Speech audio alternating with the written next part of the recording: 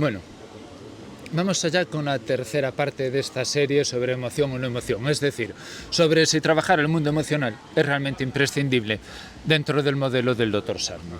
Y para empezar, déjame que te cuente la historia de Bartolomé.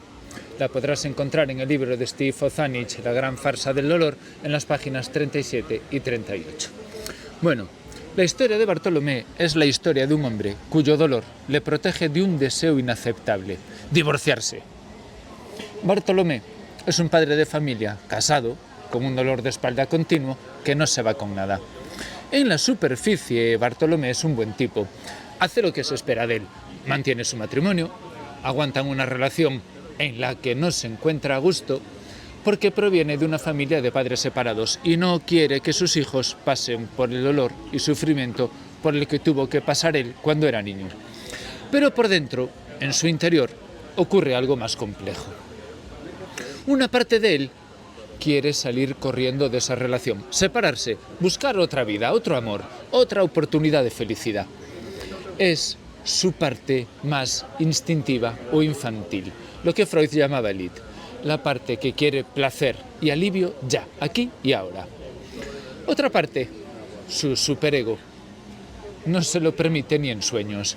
Recuerda el sufrimiento de su propia infancia cuando sus padres se separaron y se promete que eso no se lo hará vivir a sus hijos. Un buen padre no se va, se repite. Claro, el conflicto es brutal y a la vez silencioso. Lo lleva por dentro. Bartolomé jamás se diría a sí mismo: quiero irme, quiero dejar a mi mujer. Su identidad, y aquí está otra vez esta palabra, su identidad consciente es la del hombre correcto, coherente y responsable. Está convencido de estar en paz con su decisión. Sin embargo, en las profundidades hay otra verdad. Un niño interno que grita: yo no quiero esto. Y aquí está otra vez la idea que yo explico, la idea de que somos un monstruo de dos cabezas, la cabeza que vemos en el espejo, con la que nos identificamos, y otra que no vemos, pero que manda tanto o más que la primera. Bueno, cuando la imagen que queremos proyectar de nosotros mismos, el de buen hombre, buen padre, el que se sacrifica, el triunfador, es totalmente opuesta a nuestro deseo profundo, se produce una tensión enorme. Para sostener esa imagen limpia, reprimimos el deseo, lo tapamos, lo negamos, lo mandamos a las profundidades de la psique. Pero lo reprimido no desaparece, lo reprimido se transforma. Si no puede salir en forma de pensamiento, quiero irme, saldrá como ansiedad, como insomnio, como migrañas o como dolor de espalda, ya que el cuerpo habla la emoción que la mente no se permite escuchar. Ozanich en su libro nos sugiere que mientras ese conflicto no se resuelva, o mientras al menos no se vea con honestidad, Bartolomé seguirá creyendo que tiene una espalda defectuosa, cuando en realidad lo que tiene es una vida defectuosa para su deseo profundo, una existencia que va contra algo muy íntimo en él. Entonces, ¿hay que arreglar la emoción? Mi opinión, después de leer y de escuchar historias y de mirarme a mí mismo, es esta. Sí, la emoción y la forma en la que nos tratamos por dentro tienen un papel enorme en el dolor. Y sí, en muchos casos es necesario reordenar algo a nivel emocional, permitirnos sentir lo que no nos dejamos, soltar culpas imposibles, revisar la exigencia, cambiar tu percepción sobre lo que debemos ser. Pero reparar no siempre significa cambiar la situación externa, dejar el trabajo, separarse o mudarse, sino muchas veces cambiar la forma de vivirla, la narrativa interna, la historia que te cuentas, la relación con nuestros propios pensamientos, deseos y límites. La metanoia de la que ya te he hablado tantas veces. Por otra parte, también es verdad que hay personas que solo con leer un libro se curan. ¿Por qué? Porque a veces comprender profundamente lo que te pasa ya es una metanoia. A veces, comprender lo cambia todo. El cambio de mente que desactiva el miedo baja la tensión y le dice al cerebro: no, necesito que me protejas con dolor de algo que ahora sí sé manejar.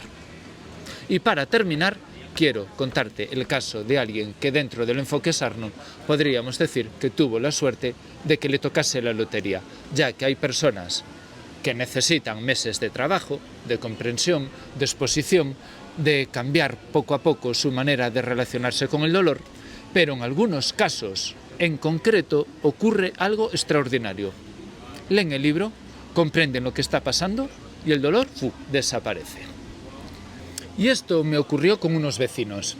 Evidentemente voy a cambiar sus nombres porque no se trata de contar la vida privada de nadie, sino de compartir una historia que a mí todavía hoy me parece impresionante. Un día me llamó por teléfono Julia. Me dijo que su marido llevaba 1 año y medio con un dolor horrible en el hombro y que ya no sabían qué hacer. Me llamaba porque mi mujer es fisioterapeuta y yo me dedico al mundo del ejercicio, por si podríamos darle alguna orientación. Yo le dije lo primero que me parecía sensato, que tiene que ir al médico, que lo valoren, que le hagan las pruebas necesarias y a partir de ahí pues ya se verá. Y es que yo no voy por la vida hablándole del modelo Sarno a cualquiera que me dice que le duele algo, aunque me encantaría. Pero bueno, primero porque no sería lo correcto y segundo porque tampoco me apetece que la gente piense que estoy completamente loco. Bueno, ella me respondió que eso ya lo habían hecho, ya habían ido a médicos, ya tenían pruebas de imagen, ya había ido a muchos fisioterapeutas y que lleva así 1 año y medio y que ya no puede más.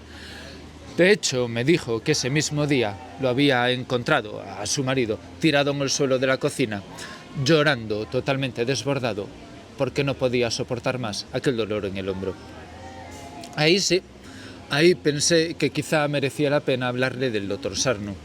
Le recomendé el libro Libérese del dolor de espalda y le dije que, aunque el título hablase de espalda, intentase llevar todo lo que Sarno explicaba al dolor del hombro de su marido. Pero me cortó enseguida, diciéndome que ni de broma, que su marido es muy cartesiano y no va a creerse que leyendo un libro se le pueda pasar el dolor.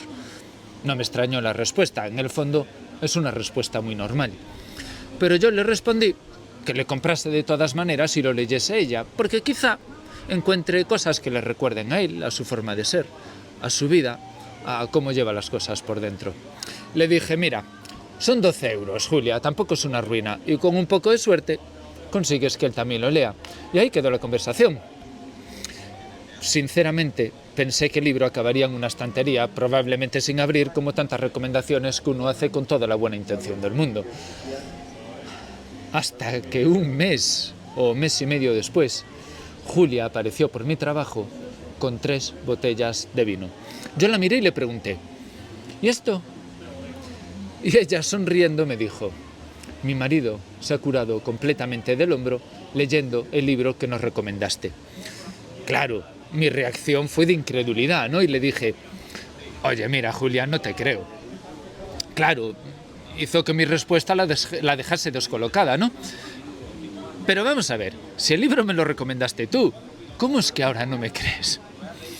Y en el fondo tenía razón, porque una cosa es conocer el modelo, haber leído testimonios y saber que hay personas que dicen haberse recuperado solo con comprender el origen de su dolor. Pero otra cosa muy distinta es que te ocurra a ti delante de tus narices con alguien que vive al lado de tu casa. Claro, le tuve que decir que es muy raro, que sí, que es verdad, que hay casos que se curan solo con leer el libro, pero bueno, que hasta a mí en el fondo me cuesta creer que después de 1 año y medio sufriendo se haya curado simplemente leyendo el libro. Entonces Julia me dijo: pues no solo se ha curado, sino que se ha comprado 5 ejemplares más y se los está regalando a amigos suyos que tienen algún tipo de dolor. Y ahí pues ya no tuve nada más que decir, ¿no? Bueno, pues Julia, claro que te creo y me alegro muchísimo, pero si te soy sincero me encantaría hablar con él y escucharlo de su propia boca. Me dijo que sin problema, que el sábado la llamase y que me lo presentaba. Y así fue. El sábado la llamé, quedamos en el parque y allí llegó Julia con su marido. Me lo presentó. Aquí está Roberto. Nos saludamos y empezamos a hablar. En cuanto tuve ocasión, le hice la pregunta. Oye, Roberto, por favor, cuéntame qué pasó con tu hombro y el libro. Me contó que ni siquiera había terminado de leer el libro, que iba más o menos por la mitad cuando notó cómo el dolor del hombro empezaba a disiparse, no a mejorar un poco, ni a hacerse más llevadero, a desaparecer. Después de año y medio viviendo atrapado en aquel dolor, el hombro había dejado de dolerle. Que es verdad que seguía notando el hombro limitado de movimiento, porque llevaba mucho tiempo sin usarlo con normalidad, había evitado moverlo y claro, pues había perdido la movilidad y el hombro estaba rígido. Pero dolor, lo que se dice dolor, no tenía absolutamente nada. Cero. De hecho, hasta añadió que estaba pensando en apuntarse a la piscina para empezar a nadar. Quería nadar a braza e incluso a mariposa, darle toda la movilidad posible al hombro y recuperar la confianza y el movimiento. Y ahora sí, que con cuidado, porque sabía que podía tocar algo personal, aquí sí que le hice la gran pregunta. Roberto, si no te apetece contármelo, pues oye, no me lo cuentes, no pasa nada. Pero, ¿qué descubriste leyendo el libro? ¿Qué fue lo que te hizo el clic? Y muy sencillamente me respondió, descubrí que estoy muy quemado con mi vida. Nada más. No entró en detalles, ni tampoco hacía falta. Y es que aquella frase lo contenía todo. Un hombre que llevaba año y medio por un hombro que no le dejaba vivir, leyó unas páginas y de pronto vio algo que quizá no había querido ver antes, no había podido o no había sabido mirar. Que el problema no estaba solo en aquel hombro, sino en todo lo que llevaba soportando por dentro. Y cuando lo vio, algo cambió. Este es el ejemplo de una persona que aparentemente no tuvo que hacer nada más. No necesitó meses de reeducación, ni ejercicios de exposición, ni un proceso largo para perder el miedo al movimiento. Le bastó con comprender. Le bastó con descubrir hasta qué punto estaba quemado con su propia vida. Ahora bien, quiero dejar algo claro. Esto no es lo habitual. Esto es un caso extraordinario. Dentro del lenguaje sarno podríamos decir que a Roberto le tocó la lotería. La mayoría de las personas no les basta con leer un libro y levantarse al día siguiente sin dolor.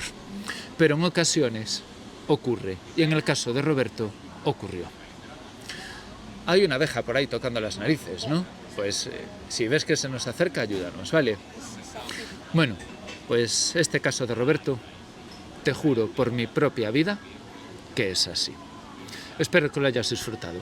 Salud.